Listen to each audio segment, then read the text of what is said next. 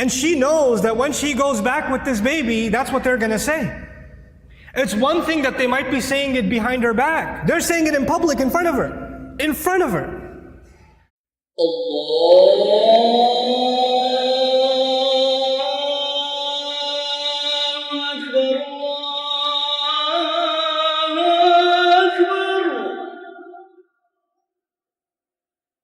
The thing with Maryam Salamun Alaiha was even when she was young, her birth was strange. It was mentioned in the Quran. Not many people's birth is mentioned in the Quran. And she, the mother was expecting a son, but she had a daughter instead. And Allah says, "Laysa dhakaru kal untha," which has a multiple layers of meaning, but I'll just highlight one of them. This girl is like no other boy. This girl is special. And by the way, please remember those words next time. Any of you, if you're expecting a child, and that you were hoping, and your mother was hoping, and your father was hoping, and your extended cousins were hoping it's going to be a son, and you have a daughter, you remember that Allah didn't highlight the birth of a child like He did the birth of Maryam Salamun Alaiha. It's an honor to have a daughter. It's a gift of Allah to have a daughter.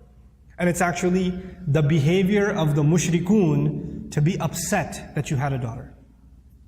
ظَلَّ وَجْهُهُ مُسْوَدًّا وَهُوَ كَظِيمٌ. His face turns dark and he's depressed. He's swallowing his upset attitude because he had a girl.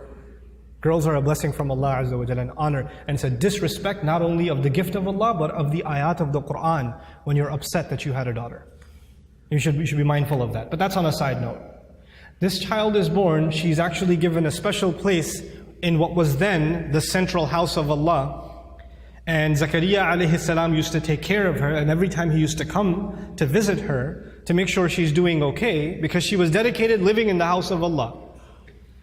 كُلَّمَا دَخَلَ عَلَيْهَا زَكَرِيَّا الْمِحْرَابِ وَجَدَ عِنْدَهَا رِزْقًا. Every time he'd walk in, he'd see fruits, food in front of her, and he'd say, "Where did you get these fruits? These fruits don't even grow here. And these fruits aren't even from this season.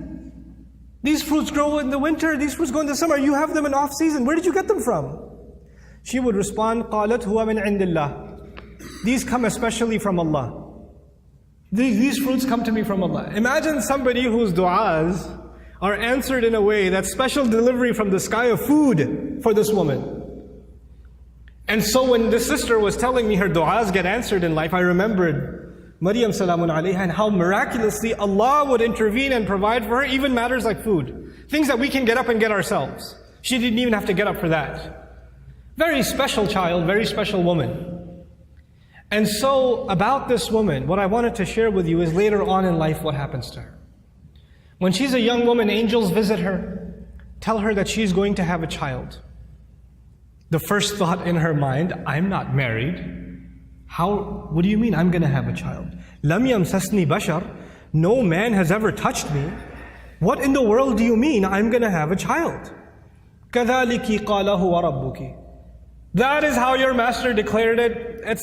I'm sorry, we're just here to deliver the news. We're not here to negotiate whether this is going to happen or not. That decision has been made. You're having a baby.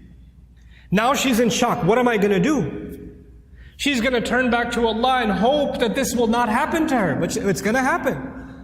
And I'll fast forward a little bit for you, just so you appreciate what happened to this woman. After she had the baby, and she came back to her town, the entire community that looked up to her as a zahida, as a spiritual woman, as a woman of worship and ibadah, someone who even the prophet of their community, Zakaria, had endorsed. She grew up under the tutelage of Zakaria Alaihi Salam. All the masjid community is standing there. She's walking back with a baby, and they all start collectively, together, start humiliating her. How could you do this? What have you done? There are women in the Cuma today.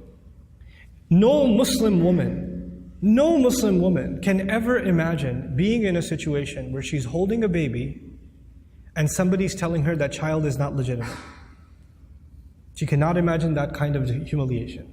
No Muslim. And none of us can imagine that kind of accusation for our sister, for our mother, for our daughter. We cannot imagine that pain. It's beyond us. For the Muslim, our dignity is greater to us than our life.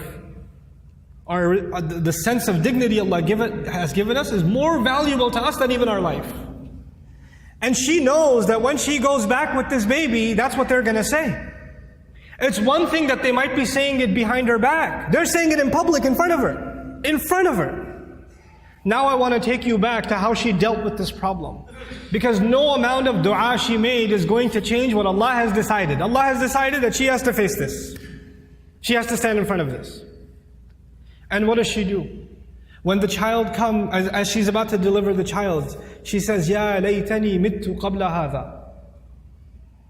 She says, if only I could die before this happens. Hopefully I die giving birth.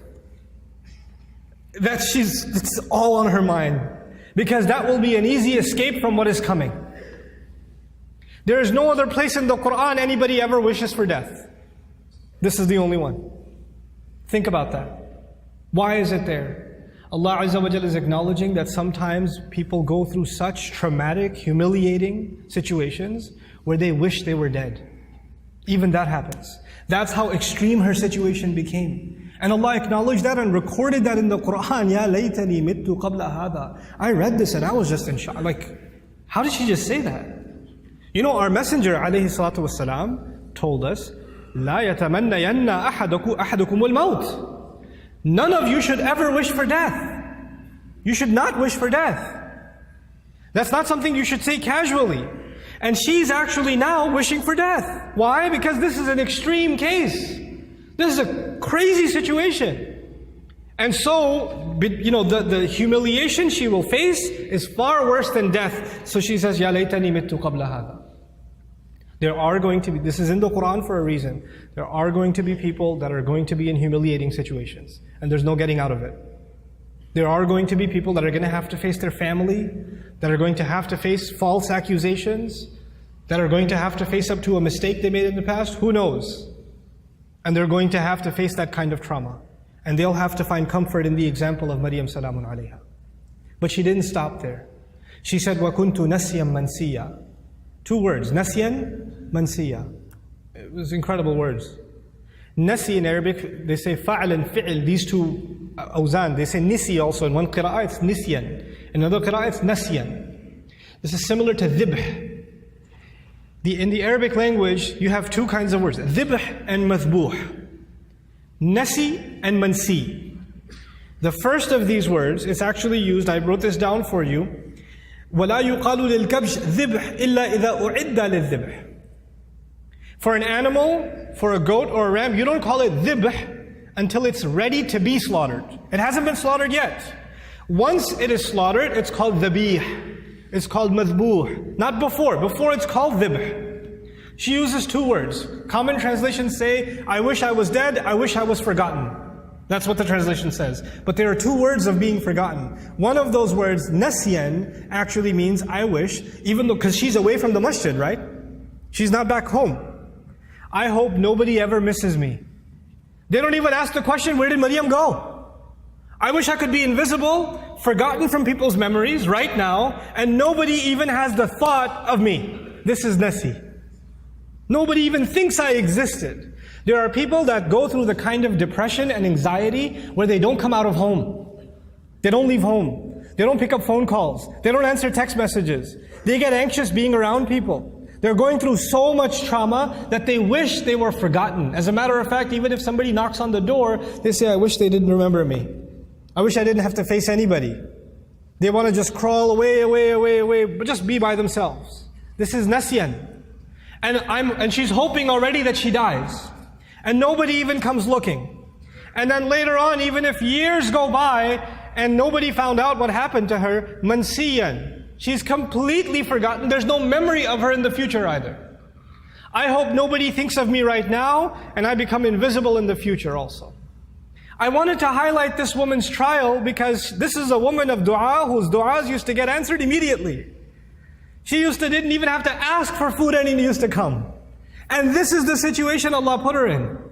This is the trial that Allah put her in. Think about that. This is not because Allah hates her. This is not because Allah forgot about her. This is not because Allah wants to humiliate her. This is actually, all of this ended up becoming Allah honoring her. All of this became Allah honoring her. What was her humiliation? Her humiliation was, people are going to say, you had this child without being married. You had a haram child. That's what people are going to say. And what was the child's name? You know? His name was Isa. There is no other prophet in the Quran who, when Allah mentions their name, He honors their parents also. Except Isa. Isa Ibnu Maryam, Isa Ibnu Maryam, Isa Ibnu, over and over again. Isa the son of Maryam, Isa the son of Maryam. Do you find Muhammad the son of Abdullah? Do you find Yaqub the son of Ishaq? Ishaq the son of Ibrahim? Yusuf the son of Yaqub? You find these? No. Every time Allah honors that messenger, alayhi salatu, or not every time, but multiple times, when Allah honors that messenger, He honors his mother. And by the way, this is important because for the Arabs, when you say Ibn, or for even the Semitic people, when you say Ibn, right after Ibn, you mention the father's name. You mention the father's name. Your last name comes from your father. Allah goes out of His way to remind people that no, He has no father, and we are going to go out of our way to honor that mother. Isa Ibnu Maryam, every time. Allah mentioned that humiliation for another reason, and I close with that. I told you last time, and earlier on in this khutbah, sometimes your pain is going to be a relief for other people. You're going through difficulty because it's meant to serve a greater cause than yourself, and you will be the sadaqah jariyah for them. You'll be a way of goodness for them.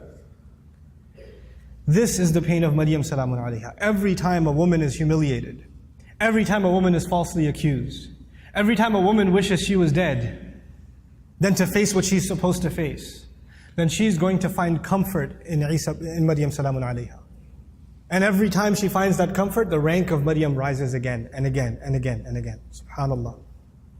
Our du'as are a means by which we connect to Allah. Our du'as are not a means by which this world becomes heaven. This world is going to be full of trials. People that were much better than we are had difficulty in life. That's okay. لَقَدْ خَلَقْنَا الْإِنسَانَ فِي كَبَدٍ. We created all human beings in toil and labor and struggle. Struggle is a part of life. The purpose of dua is to help you and me deal with those struggles and to never forget that Allah is with us, whether it's hard times or easy times. May Allah Azza wa Jal not make us people that lose faith. May Allah Azza wa Jal honor us and help us remember that no matter how much people try to humiliate you, people try to put you down, people insult you like they did Maryam Salamun Alaiha, Allah still honors you. There's a big difference between what people say about you and what Allah thinks about you. Because if you go by what people said, then Maryam was the most humiliated, insulted person in society. And if you go by what Allah says, she's one of the most honored women in all of human history. So we go by what Allah says. Allah is the one who honored us. وَلَقَدْ كَرَّمْنَا بَنِي آدَمَ. We honored the children of Adam. May Allah Azza wa Jal make us dignified before Allah Azza wa Jal, before He makes us dignified before people. بارك الله لي ولكم في القرآن الحكيم ونفعني وإياكم بالآيات والذكر الحكيم.